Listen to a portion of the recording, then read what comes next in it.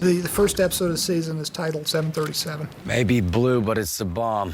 One of Tuco's guys gets beaten to death right in front of them for a minor slight. Home equity line, $30,000. Cost of living, food, clothing, utilities. And Walt basically does some quick mental arithmetic, and he realizes he needs $737,000 to leave to his family once he's deceased.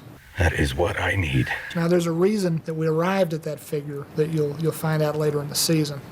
There's no pulse. The decision was made very early on to deal with the idea of unexpected consequences. The consequences of his actions are coming to the forefront. I thought that it was my job to find Walt's humanity, touch into that, and let that live. 11 more drug deals, and always in a public place from now on. It isn't about drug dealing. It's about this man's condition and his plight. He's faced with the fact that he's going to lose his life in about a year. And what would you do? Walt, are you okay? Right? They're really falling apart and struggling. Walt and Skylar, they go through a lot more turmoil now. When you've been married to somebody that long, you look them in the eye and you know something is off. There's still two people who love each other, but how are they going to find their way? Would you talk to me, please? How can he possibly tell her what he's doing? Stop it! She's reached a point where his explanations don't add up and they don't make sense anymore. You cannot take it out on me. She starts to find her resolve in this season. She starts to find her own legs again. It probably takes you a little longer to get to the phone, owing to the extra baby weight. Skylar didn't pick up? Obviously, she's not home. I think we learn a lot about Skylar from the way she deals with Marie. Marie's constantly digging her, constantly saying things that are just offensive and wrong. I need support. Skylar's very big on boundaries, and so she lays it out. What can I possibly do to further benefit my spoiled, kleptomaniac sister? It's trying for Skylar at a really difficult time in her life when she needs somebody. I figured it out. I say we get a second gun. I've got a better idea.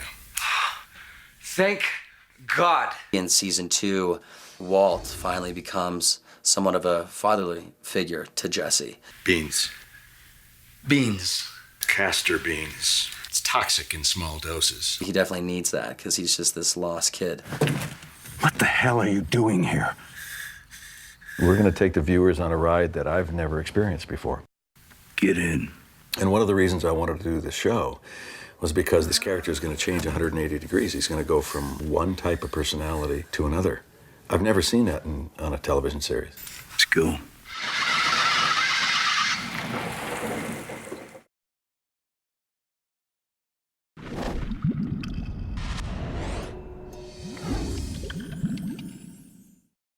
We shot out in an abandoned ranch house, and this place was just smack dab in the middle of nowhere. No running water, no electricity, no anything. We had to bring all that stuff in. So there's nothing out there except for flies. They're always landing on the actors' heads. Are they bonking me? Looks like we're about to die, and we narrowly escape from that. Nothing ever works out for Jesse and Walt. Oh, so my life is not the priority here because I'm going to be dead soon anyway. That's your point? Yeah. I wanted to maintain that sort of odd couple relationship because we're from completely different backgrounds. Our reference points are totally different. Our ages are different. Everything we like is different. And the more that we grind it out, I think the more compelling it is and the more dramatic it will be.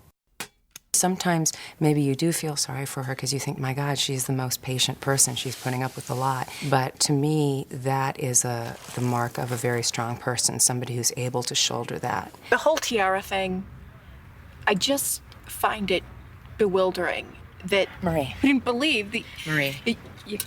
Anne and I always, right away, I felt like we had a really good chemistry. Not now. I think if we didn't have that, our sister relationship wouldn't be believable. And though Marie just is a constant sort of niggler, she is there when it counts. Do you want to find this guy? Hank's a very confident character in Albuquerque. He knows himself, he knows his world, he loves doing what he does, but he's never really faced the big leagues. And this was our chance to say, okay, Hank, you talk the talk, can you walk the walk? It's kind of a dramatic, a scary situation I find myself in. We had 4 cameras that day. Those squibs that they shoot off, you know, they could hurt you, and they definitely get in your eyes, and so you got to really be careful. When the glass breaks, we have to be careful. It's not a good day to come in hungover. We do the effect of the gun. We had many bullet hits in the ground that we use a larger squib with some dust and some cork that we bury in the ground. I shoot Tuco. We lucked out and did a great shot where you actually see me shoot him, and I go pop, and he takes it in the head, and he just, you know, took the shot perfectly. And that was all live time in real time, you know. It's nice to play it like real life. In real life, I don't care how tough you are, that's going to stick with you, that's going to haunt you. And we thought to ourselves, you know, we got to be true to our series here and have consequences, have actions.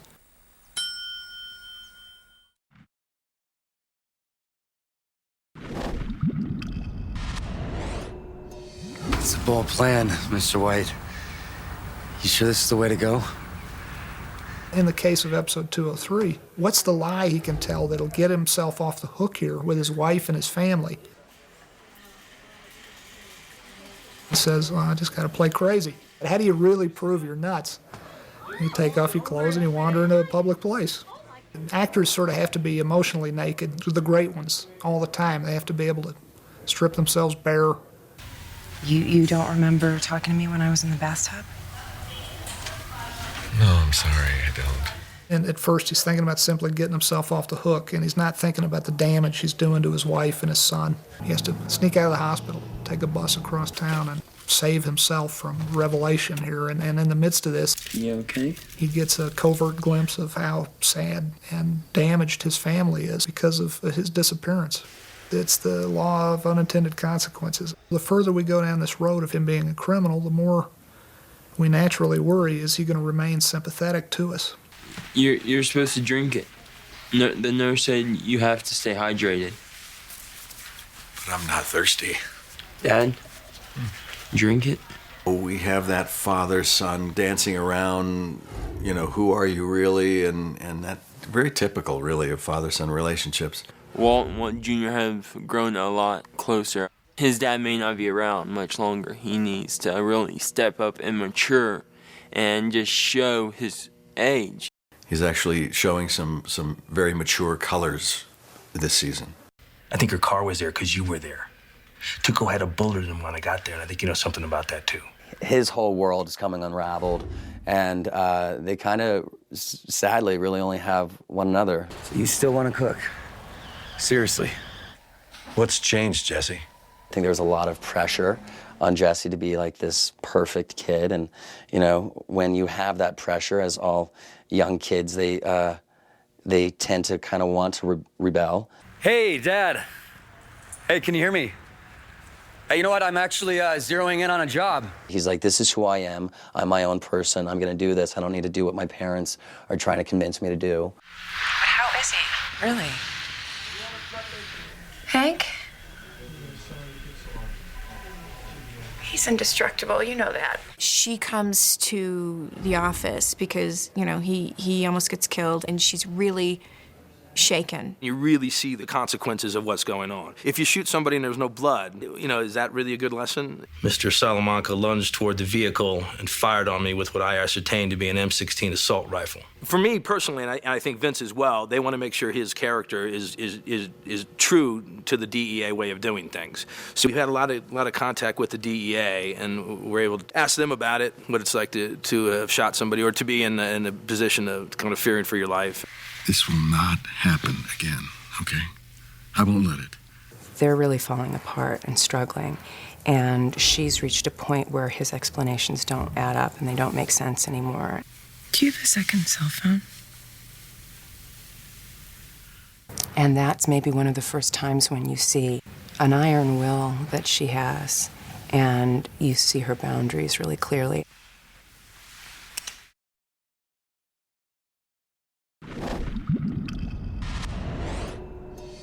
Wow, good morning, honey. Hey, Mom. Dad's cooking breakfast. But don't worry, I'm also doing all the dishes. 204 really is about Skylar sort of recalibrating their relationship and us being able to understand that Skylar knows he's lying. Walt, you didn't have to do this. But she makes the decision in episode 204 to stick around. Walt and Skylar, they go through a lot more turmoil now. The baby's birth is impending, and that's sort of hanging over everything. There's a lot of reasons to stick around. I know my husband is lying to me about something, but I also know he's dying of cancer. I can't really just leave him, abandon him. I've got a child on the way. I've got a 15-and-a-half-year-old son. These situations all intensify. Wait, what? You're kicking me out of my own house? It's your Aunt Ginny's house. And she gave it to me. She never gave it to you, Jesse. His parents end up kicking him out because they find his meth lab in the basement, so he has nowhere to go. And then his bike gets stolen, and he falls through a porta potty, and, you know, he's just covered in shit. And he shows up at Mr. White's house. Yo, I'm really sorry, okay? What is wrong with you? They're just trying to survive. Want some breakfast? Mr. White and Jesse has definitely, I think, bit off more than they can chew, per se. Flynn and me gotta get going. Who's Flynn? Flynn, he's your, Flynn? Yeah. He was so mad at his dad, he just wanted to change his name, change anything he could. I love the kid, and it's an interesting dynamic that we have. That's what he likes to be called these days. What's wrong with Walter Jr.? Don't take it personally. I teach him how to drive, but he uses 2 feet. Stop, Walt, okay?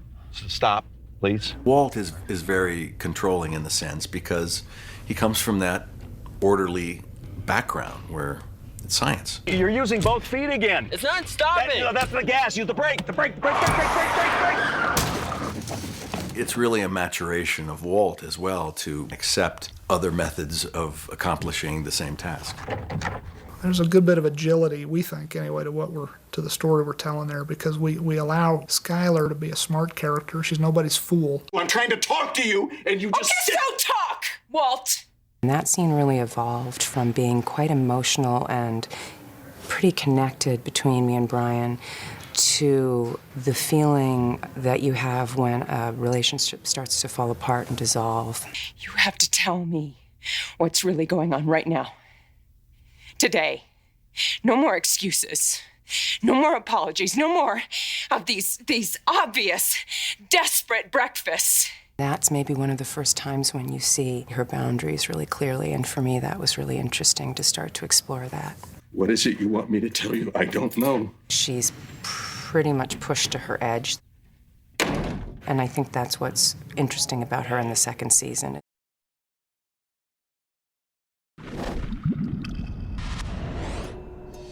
How does Albuquerque Liaison Tri-State Border Interdiction Task Force sound? Like one hell of a promotion. Episode 5, Breakage, is about chickens coming home to roost, but in a different venue, in a different area of our story. Quite a lot of it is about Hank having post-traumatic stress brought on by this shootout that he was in. When we read the script, I was like, wow, because a complete turnaround to see this real loudmouth, big mouth, macho guy all of a sudden be hit with, having to deal with a really serious kind of psychological disorder. In real life, I don't care how tough you are, that's going to stick with you. That's going to haunt you.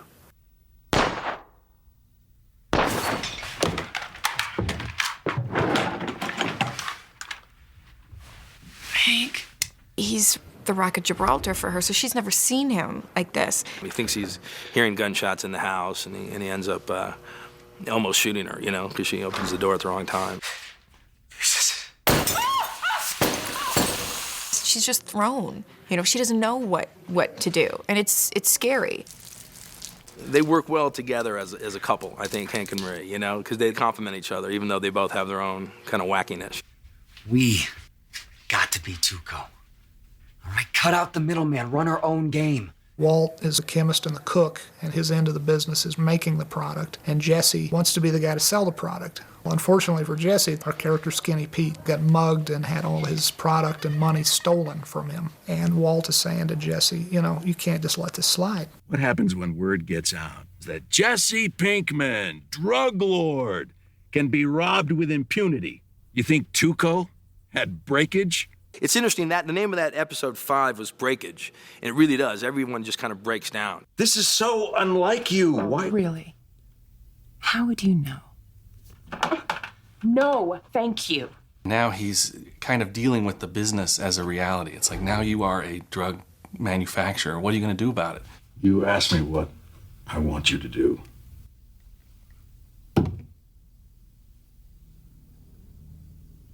I want you to handle it.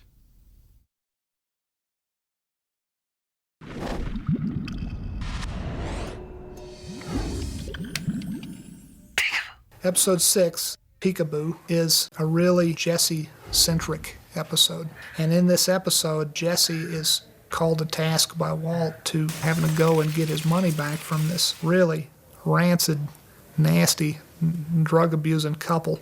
But as he breaks into this house, he realizes they've got this 7-year-old son. First thing he says to me is, "I'm hungry." It's just heart-wrenching. This episode becomes about the relationship between Jesse and this kid. Quite a lot of it takes place in this really awful crack-type house. They rented this house, and it's supposed to be just such like a meth den. We refer to as the ramshackle house, which was a total mess, which gave me a lot of leeway to do very expressive lighting and shoot in wider, bigger shots that really include the locale. You tell your wife that, in fact, we are paying for your treatment without our knowledge, against our will. You involve us in your lie. Walt's turning into the world's greatest liar by this point. He does these things and he rationalizes them. I'm doing it for my family. Well, you're selling methamphetamines, dude, but I'm doing it for my family. What happened to you? When you go down this path of being a criminal, there's going to be hell to pay. And the further you get down this road, the more you realize at a certain point there's no turning back. Walt, what do you know that I don't? You can't be discovered. You can't be found out. You have to keep hiding what you're doing. You can only go forward. You can't go back. Come on, baby. It's all I need. It's just a little hit. So we play the reality of the drug world for pretty much what it is. The whole idea was to have him face the effects of drugs on customers that he never sees. And these are hardcore junkies, and how awful their life is. And it's like, poor Jesse has to go through this. No, no. But then push it to the envelope in the Breaking Bad way. Then he's got to see one of them kill the other one. We're always looking for that, and I think that's one of the things that makes the show special. As we often do on our show, we don't get too pat about it. We don't get too sentimental. Hey, you remember Peekaboo? Huh? Can you go peekaboo with this? Huh? Can you keep your eyes closed? He's somewhat heroic in that he sneaks the kid out of there without him seeing the aftermath of his father's demise. Jesse knows the best he can do for this kid is plant him out front of the house and know that the cops will be coming to get him and hopefully put him in some better place. There's no real happy ending in this episode. It's very tragic and, bittersweet at best.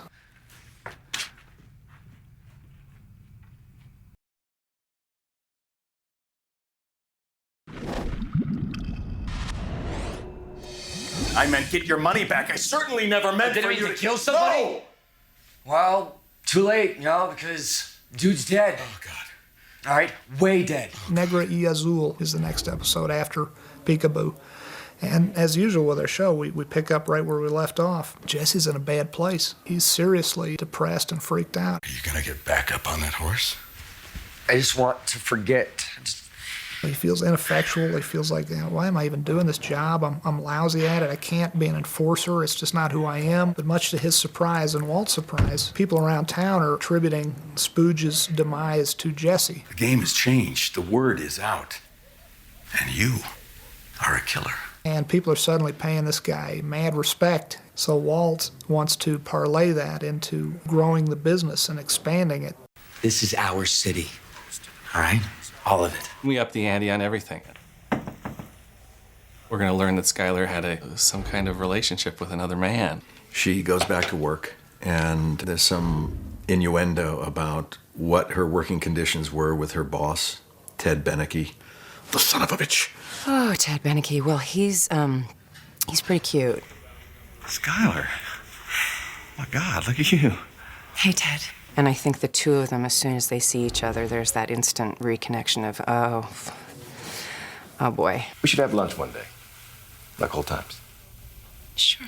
It's important for the audience to see Walt's family, this family that he's fighting so hard for, that he's doing all these things for, to see who they are and to see a little bit more of what's making her tick inside. Agent Schrader! Sir! Meanwhile, Hank is moving up in the world based on his shootout with Tuco. He's being bumped up to join a border task force down in El Paso, which is a bigger district office of the DEA. And we wanted to have him face something that would play off of his PTSD, his post-traumatic stress that we had been playing with since the Tuco shootout. And what could he face that would be something that would trigger his reaction and almost scare him off of that path that he always imagined he was going to be, which is, I'm going to be a big guy in the DEA.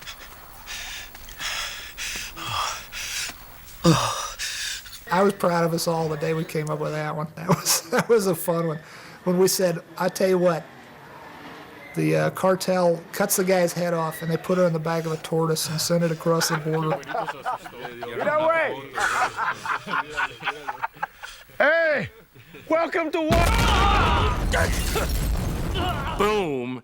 And it blows up and it turns into Apocalypse Now, you know. And the whole tenor of that scene changes all of a sudden from them, you know, joking, kind of making fun of some stuff. And all of a sudden the whole thing turns with the lift of the head and an explosion. And that was an interesting day. That was like, I don't think we're going to be seeing that on any other show this year. Thanks. You okay? Yeah. From the beginning, the idea was that there would be another woman in Jesse's life. Jane, she is Jesse's landlord. She and Jesse live side by side in this duplex apartment. What you drawing? Jane is a independent, smart young lady who's an artist. She's very talented artistically. She's got a lot going for her. So hey, I got this kick-ass new flat screen. Want to see?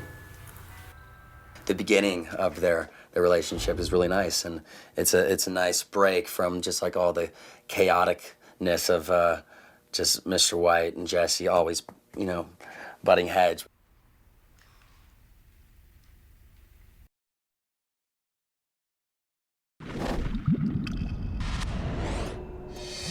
You are under arrest. I'd better call Saul. In Better Call Saul, episode 8, we introduce Saul Goodman, who is a local shyster lawyer. He's the kind of dude you see on late night TV. And that's why I fight for you, Albuquerque. Except that this guy happens to be pretty brilliant at what he does. If I can find you, how far behind can the cops be?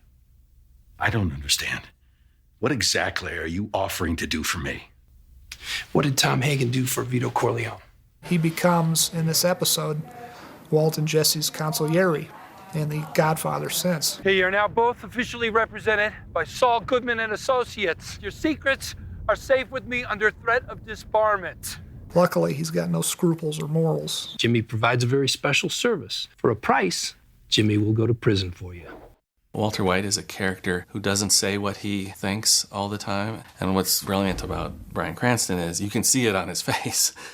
I have spent my whole life scared. Brian, who I'm usually kind of overbearing toward him, and he kind of comes in and kind of talks me out of my depression a little bit. He can't get out of bed because he's so fearful of what has happened. It's that fear that's the worst of it. There's that sensation that the one who's the least ill can take care of someone. So I was trying to comfort him and tell him, you'll get over this and just, you know, put one foot in front of the other and just keep breathing and things will be okay. Get out in the real world. And you kick that bastard as hard as you can, right in the teeth.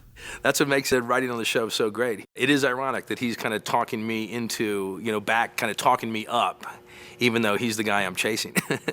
No. Oh my God, Jimmy's on the wrong bench. Crap. We're screwed. In the writer's room, we sometimes call it Dr. Jekyll and Mr. Heisenberg, in that he's kind of battling with himself now. Get out. Go stop him. DA's right there. They see me. We're screwed. Get out. I'll do something. They set up a guy who looks like Walt, and of course Walt was there, and that was kind of odd. Hank, I thought that was you. Oh, hey, Schrader, Steve, I'm how Blood. are you? It didn't seem, obviously, that he had any connection with that drug dealing going down. Wrong guy, other bench. I think about it. We narrowly escaped from that. Are you saying what I think you're saying? Yes. What's it going to be? And each episode has to do with who he really is and who will win and the problems of living this double life and how that affects who he is. And it's really been exciting with Bryan Cranston to see him explore those sides of Walt and deal with those problems that Walt and Heisenberg have to deal with. I'm no Vito Corleone.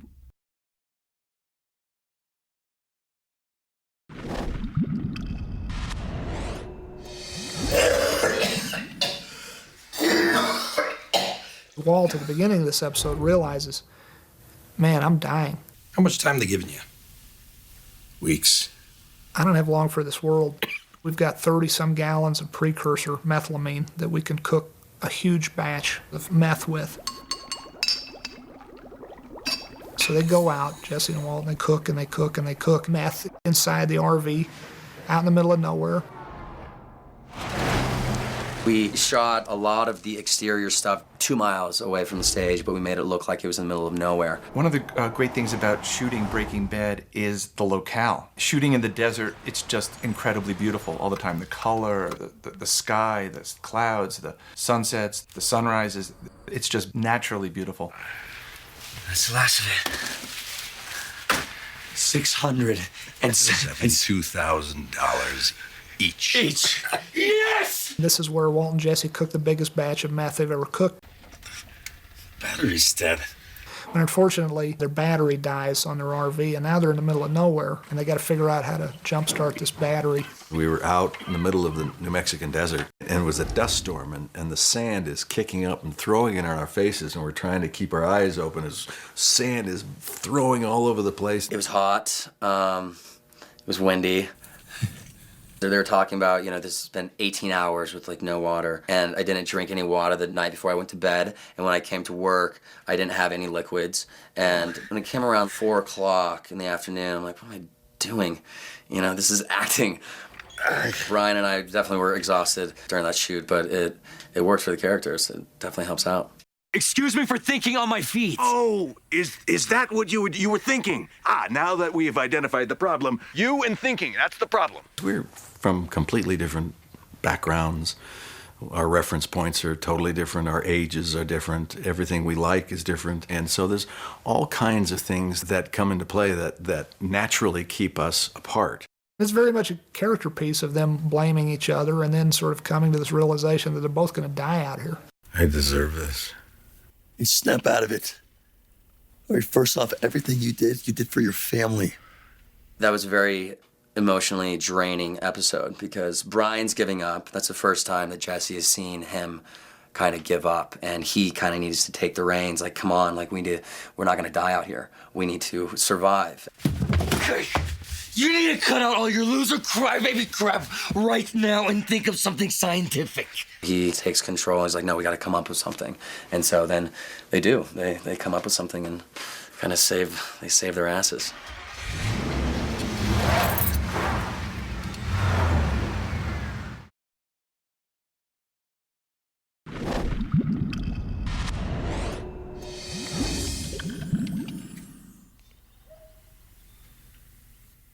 .210 is the episode Over. It's a quieter episode. It's basically Walt realizing that he's actually not dying of cancer. Coughing up of blood he's been doing that prompted him to go and cook the world's biggest batch of meth turns out to be ancillary damage to his lungs. They put him on some sort of inhalable steroid, and he's getting better. Mom wants to party. You got a lot to celebrate, don't you think? Sounds good. Skylar decides to have a party. I would like to make a toast And this is not something I like or I want to do. I don't want the feeling of people saying, oh, I'm so sorry for you all the time. I have to say, Walt's come through it like a champ. And it feels like pity, and you're like the turkey at Thanksgiving. You're constantly being picked at. So I'm not in the greatest of mood at the top of it. Hank is the cool guy. He's just the guy that everyone admires, and he wants to kind of be like Hank. My dad's jealous of that. I see my son just idolizing his uncle. I've had it. I'm tired of that. I want to get on some kind of even playing field and in an awkward and inappropriate way, get my son to be more on my side. We're celebrating. He does, and he's excited about it, and that prompts me to give him another one. It's totally out to left field. A father giving his own son.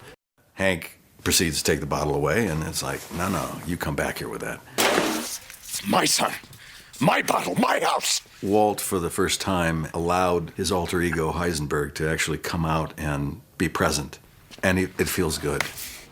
Walt finally brings a bit of the evil Walt to his house. And of course, afterward, he regrets it. Oh, damn! Clumsy.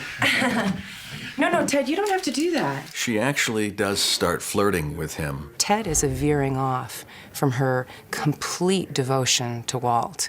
Being that rock takes everything you got.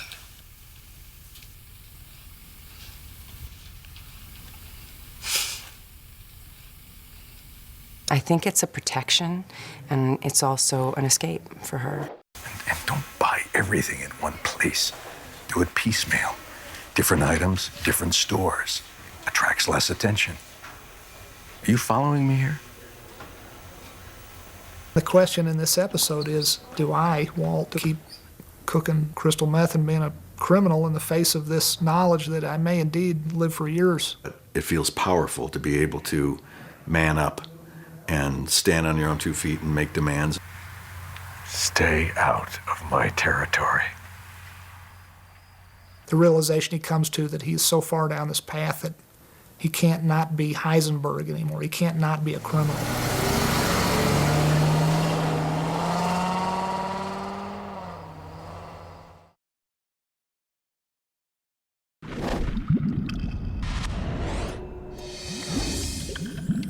Jesse's falling like head over heels in love with this girl, and I don't think she's really too good for him. I'm gonna smoke some crystal, and I just think you should go, being that you're in the program and all, and... You could come with me to a meeting. No. We learn that she is a recovering heroin addict. She's been clean now for 18 months and going to NA meetings. But tragically, she and Jesse are of like minds. They're sort of two damaged souls, and they have a lot in common, and that therefore they understand each other. But it also causes them to go down that path together, and she falls off the wagon, and Jesse gets her back on meth, and then she gets him on heroin. What's it feel like? There's a chill. Don't forget it passes. And then you'll see. The shades of Romeo and Juliet on purpose. We had this former heroin addict. He came and showed us the how-to with cooking heroin. He was an addict for 16 years. When he first started showing us how to cook it, with the spoon and, put the cotton in there and to filter it, and his hands were shaking because he hadn't done it in so long. He started shaking. He was really nervous. It's just such a scary drug. He's just like, it is the hands down best feeling in the world, but it's so fake, it's just so false. You got me. We're talking nearly $1 million of undocumented revenue. What are you thinking? She finds a discrepancy in the bookkeeping. She's a bookkeeper at this industrialized plant, and confronts him on it. Don't report this. Please. I'm not going to turn you in, Ted. And now she's going to come in and clean up the books, but it may be shady. So it may give an opportunity for Skylar to break bad. Possibly. Skylar, Skylar, Skylar, Skylar, Skylar, Skylar.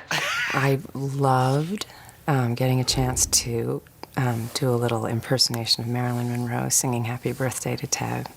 I watched that footage of Marilyn Monroe about 700 times. And it's pretty fun to be like wearing a 9-month pregnant pad and sexing it up for, you know, your on-camera boss. That was really fun.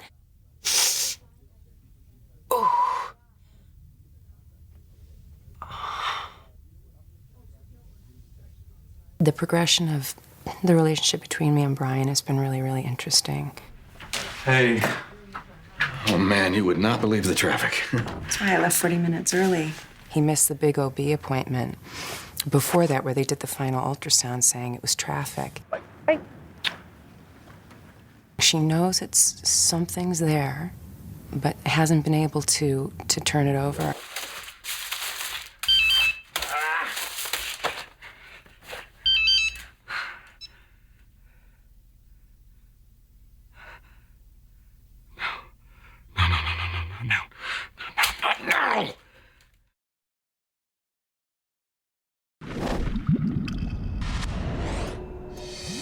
Skylar White? 307. Thank you. Episode 12 of season 2 is named Phoenix. Skylar, I'm so sorry. I'm just... Are you okay?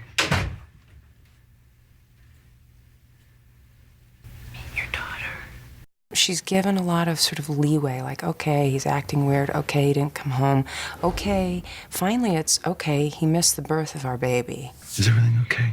Everything's okay. Just wish he'd been here. She never asks him about it, which you notice in 12. She never says, where were you? I think she certainly has gone. Is he doing something criminal? Does he have like a problem? Is he a drug addict? You know, what's going on? I really made it. I got 1 year clean to the day. We learn that Jane is a recovering heroin addict. She's been clean now for 18 months and going to NA meetings faithfully, accompanied by her dad, Donald. We can tell he's been through the ringer with her for the past 10 years throughout her heroin addiction. You look tired. Your eyes are kind of red. You getting enough sleep? It really gets ugly. It gets very sad toward the end. Once both Jane and Jesse kind of fall off the wagon and start mixing with heroin, it's bad. Jesse's definitely a train wreck now. Do right by Jesse tonight, or I will burn you to the ground. We came up with the notion that it was sort of like a love triangle between Jesse and Walt and Jane, believe it or not. More like a father and a son and the other woman who was trying to take the son away from the father. Jesse, it's your money. You're in the right here. He's in the wrong. She's trying to blackmail me into giving him the money before he gets clean, which was what I wanted to have happen. Jesse, not you. They're heroin junkies. So it's just going to go in their veins and he's going to overdose. And I'm sort of contributing to that. There's a scene that we're very proud of. Walt walks into a bar, and lo and behold, the guy drinking next to him was Donald, Jane's father. In drama, coincidences, in my opinion, that lead to nothing but bad for the protagonist are good. This is not a good coincidence. It's family. Can't give up on them. Never. I mean, what else is there? And this innocent expression is the impetus that gets Walt to go back over there to Jesse's house. He finds Jesse and Jane passed out, zonked out cold on heroin, high as a kite. Jesse. It was a page and a half of what's in Walt's head. He didn't have any dialogue, really, except Jesse. He said Jesse twice. Jesse, wake up! And then the rest of it was what is in his head. And you just watched Bryan Cranston's face run through this roller coaster ride of emotions, and it was incredible. No. At first, my reaction is to try to save her. And then I stop myself. And I realize this is better. Because she's the one who's going to bring him down, and I can't let that happen. So I do nothing.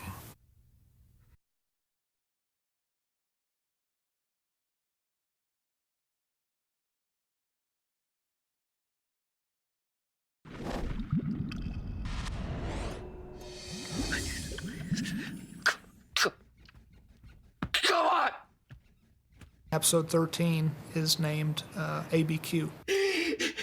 I am complicit in the death of Jane. She's the one who's going to bring him down, and I can't let that happen. So it's an act of omission that really kills her. He doesn't murder her. He doesn't purposely cause her demise, but he does the very next worst thing, which is, I guess the legal term is depraved indifference. The consequences of that action play out throughout episode 13. She's been waiting. She knows that something's there, but hasn't been able to turn it over. Where's your phone? Your cell phone, did you bring it? Which one? Finally, she does. She adds it up when he makes the slip when he's going under for his surgery. She's quiet about putting the pieces away, and then I think finally the pieces come up to here, and she says, I can't do it anymore. I want you to pack your things and leave. Well, I thought it's about time. Lies on top of lies on top of lies. He's turning into the world's greatest liar by this point, but she doesn't buy it. Stay, and I will tell you everything. Whatever it is, I'm afraid to know. Skylar does not want to hear it. She doesn't want to know what he's been doing. But she knows that he came up with $300,000 from nowhere. And so it's obviously something very, very, very bad. Look at me. You didn't kill anybody. With Jane gone, I think Walt's thinking maybe he's contemplating suicide. He was thrown into rehab, and he's in a very dark place, even though he's there. I deserve whatever happens. He's still very confused and very lost. You know, he's like, this girl is the one for me, and then she's gone. We're all so sorry to hear. Yes. Walt basically has the chance to save Jane and chooses not to, and chooses to watch her die. And because of that, Don, the father, is so grief-stricken. Aircraft calling, please stand by. Jane, Mike 2-1, turn heading. Disregard. There are things that happen that Walt can't control. And Vince had the idea that he is inadvertently responsible for a plane crash.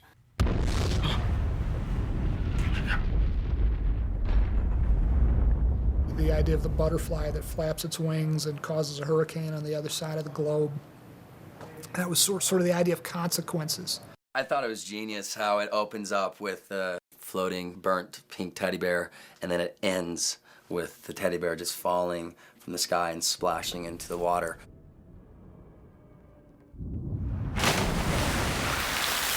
It's got a big ending. The very first image of the first episode of season 2 winds up being the ultimate moment of the season. It's the ending of the entire season. So we knew where we were going from the first moment. I've never done that on a TV show before.